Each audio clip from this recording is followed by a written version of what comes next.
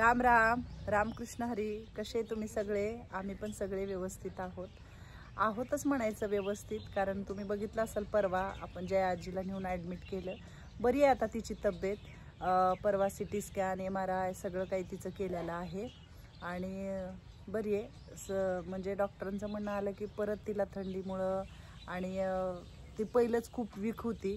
आम्ही थोडंसं वरण भात चपातीचा गाळ करायचो, तिला चारायचो, ते पण लवकर तिला पचत नव्हतं. खूप तिला लूज मोशन व्हायचं वगैरे. तर सूप पण सगळं घेतले आपण, काळजी आपल्याला जेवढी घेता आली तेवढी घेतली आणि इथून पुढं पण आपण तिची काळजी आपल्याकडे घेणार होतो. जसं की मधल्या काळात ती खूप चांगली झाली होती आणि अचानकच तिला परवा तसं झालं. सुंदर आजीच्या सांगण्यातून कळलं की तिला सकाळी सकाळी थोडंसं म्हणजे होतं म्हण, पॅरालिसिसच्या माणसाला परत झटका वगैरे होतो म्हण, तसाच झाला होता. लाळ वगैरे आली होती आणि ती बेशुद्ध अवस्थेत असल्यासारखीच होती. म्हणून तिला दवाखान्यात आपण ॲडमिट केलं. डॉक्टरांनी CT स्कॅन MRI त्या दिवशी रात्री काही गोष्टी करून घेतल्या मामांकडून. तर आपण तिला ॲडमिट केले. चांगली आहे. फक्त आपण तिच्यासाठी प्रार्थना करायचं की परमेश्वराने तिला खूप त्रास नाही व्हावा, असं सगळ्या गोष्टी हे कराव्या आणि लवकर बरी होऊन ती आपल्या घरी पण यावी आश्रमात आपल्या. कारण तिचा आवाज अजून पण कानात घुमतो माझ्या. ज्योती आली म्हणायची. आणि हे लोक थोड्या दिवसासाठी येतात, खूप प्रेम माया लावून. परत ॲडमिट झालं की परत खूप त्रास होतो मला ह्या गोष्टींचा. आणि काल आपल्या इथं डॉक्टर पण आले होते, कारण बऱ्याचशा आजी लोकांचे अंग जास्त खाजवत आहेत ना. तर डॉक्टरनं म्हटलं काय कशामुळं होतंय सर असं. तर 2 वर्षापूर्वी असंच एक आजी आली होती आपल्याकडे ससूनवरून, तर तिच्यामुळं असंच खाजरं झालं होतं. तर सरांचं आणि मॅडमचं म्हणणं आलं की कुठल्या तरी आजीमुळं झालेलं आहे ही. तर मी म्हटलं स्वारगेटवरून एक आजी आणले, तिला तर काहीच नाही आहे, खाजवत नाही आहे कोमलला. तर म्हटले ही ज्या आजीमुळे तर नसेल झालं, म्हणजे तिच्या अंगाला खूप खाज होती, तिनं खूप खाजवायची. आम्ही बऱ्याचदा तुम्ही पण बघितलं असेल, मी तिला म्हणायचे तू खाजवू नको.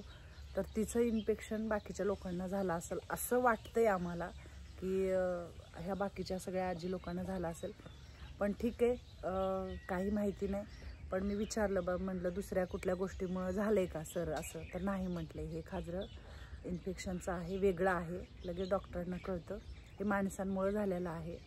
तर आता मीही सगळे आम्ही पण त्यांच्याचमध्ये राहतो, पण ते काय करतात चुकून कपडे सगळे एकमेकाचे एकत्र करतात आणि धुतात. त्या कपड्यांमुळं असं होतं. आता मोना आजी वगैरे ते पण कपडे वेगळे धुतात, पण कधी कधी काय करतात कपडे सगळे एकत्र करतात आणि निर्म्यात घालतात. कुमार मॅडम आपल्या तर आता सांगितले प्रत्येकाने वेगवेगळे कपडे पण धुवायचेत आणि गरम पाण्यात आता कपडे भिजू घालते. आणि सरांनी गोळ्यांचे डोस वगैरे चालू केलेत, त्यांना औषधं दिलेत लावायला आणि खूप असं साबणं वगैरे सगळं दिले त्यांच्यासाठी, नाही का, ह्यांनी कमी होऊन जाईल म्हटले. आणि सगळं अंतराय पांघरायचं तर सगळं उन्हाला घालतोय आता, कडक उन्हात दिवसभर ठेवा म्हटले. बेडशीट वगैरे रोजच्या रोज बदलून धुवून हे करतोय. तर असं आहे. इथल्या पण आजींना बरं आहे, सगळ्या जाईल ते पण खाजरं वगैरे.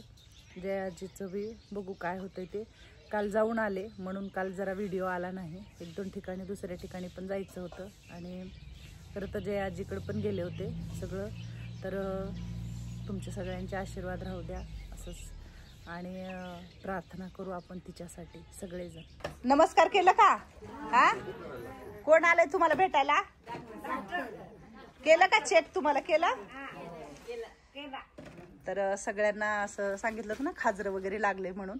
तर मॅडम आल्यात, सर आलेत, अजून मॅडमच्या जाऊबाई आहेत, एक मैत्रीण आहे मॅडमच्या बरोबर. तर हे सगळं जे आजी लोकांना आपल्या अंग खाजवते. तर मागं पण असंच झालं होतं का नाही मॅडम? हो, तेव्हाही झालं होतं. तेव्हा आपण औषध दिलं तेव्हा लगेचच कमी झालं, म्हणून आता आम्ही परत स्ट्रॉंग औषधं आणले. आणि ज्योतिताईंना सांगितले कशी स्वच्छता करायची, कशी आंघोळ घालायची. ज्योतिताई करतायत त्याप्रमाणे. त्यांचे सगळे कपडे गरम पाण्यात भिजवायचे आणि त्यांचे ब्लँकेट्स मात्र उन्हात ठेवायचे, म्हणजे परत परत हा त्रास त्यांना होणार नाही. असं तेवढं फॉलो करा आणि औषधं तर आम्ही दिलीच आहे. तर आपल्या शोध वृद्धाश्रमाला नेहमी डॉक्टर मी म्हणत असते ना की बाबा आम्हाला औषध गोळ्या असू द्या किंवा कुठले काहीही असू द्या, तर आम्हाला नेहा मटकर मॅडम आणि सर नेहमी आपल्या ह्या शोध वृद्धाश्रमातल्या सगळ्या आजींसाठी तत्पर असतात. तर लगेच आल्या, म्हटल्या ज्योतिताई मी बघते काय काय होते. होय, तुम्ही कसे आहे? हा, चांगले का? सरांना बोलले का तब्येत सांगितली का कशी आहे? सांगितली ना, सांगितली. त्यांनी विचारलं शुगरचं कसं काय काय नाही तर सांगितलं ना मग मी का बरं आहे आता मला शुगरचं हे सांगितलं मी. लघवीचं वगैरे? हा लघवीचं नाही सांगितलं पण लघवीचं बरं आहे ना. बरं आहे ना? हा हो बरं आहे. तर सगळ्यालाच सरांनी म्हणजे सांगितले आता की टोटल ह्या सगळ्या लोकांना मॅडमनी सांगितले हे औषधं लावायची आणि ही साबणं आणि हे लाडू मॅडमनी हाताने करून आणले आता आजी लोकांसाठी. आणि वडापाव आणि ही चॉकलेट कुठून आणले? चॉकलेट मी कॅनडाहून आणले, माझ्या मुलाने खास दिली. मी मुलाकडे गेले होते 1 महिना कॅनडाला, त्याने आठवणीने आजींसाठी खाऊ पाठवलाय है ना. कसे होते चॉकलेट? कसे होते? छान आहेत. संध्याकाळचा टाइम आहे, पाणी वगैरे नाही. पाणीवाला 2 दिवस झाले येतच नाही. स्वयंपाक करायचा आहे. मला काय म्हणायचं वैशू, हे समोसे वगैरे आलेत ना आता, गरम गरम आलेत बघा हे समोसेचा बॉक्सच आलाय पूर्ण. तर मग म्हटलं गरम गरम आता नाश्त्याला देऊन टाक, मग संध्याकाळी काहीतरी कर, खिचडी कर. काय जास्त काही नको, मुगाच्या डाळीची छान खिचडी करा. एक कुकर लावा, वरी सगळ्याला होईल. आपल्याला पण. राणू आली खायला. हो हो, खा खा खा खा. डुगू तिथं झोपलाय. इकडे काय चाललंय बघू, बाहेर काय चाललंय आपण. मावशीने काय केले? काय केले मावशीने? दूर केलाय. लय मच्छर चावायला लागले तर हाय ना मोत्या? लुसूला पण चावायला लागलेत. हो, तर काय केले माहितीये का, इकडं दूर केलाय. मच्छर पळून जातात. म्हणून दूर केलं. छान छान छान. आणि याच्यावर काय टाकले? लागू द्या. लिंबाचा पाला टाकलाय ना मावशी? कडू लिंबाचा पाला टाकलाय वरती.